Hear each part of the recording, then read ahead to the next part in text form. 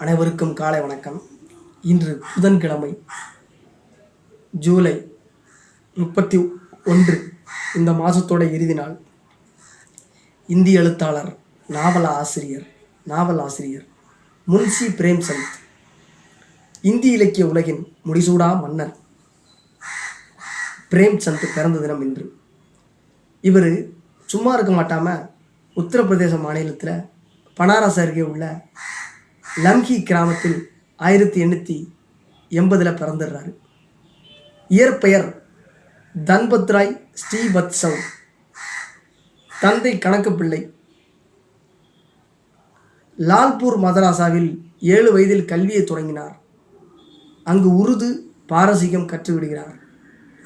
8 வயதில் அம்மா இறந்ததால் அப்பா 2ஆம் திருமணம் செய்து கொண்டார். வறிய சூழலில் வளர்ந்தார்.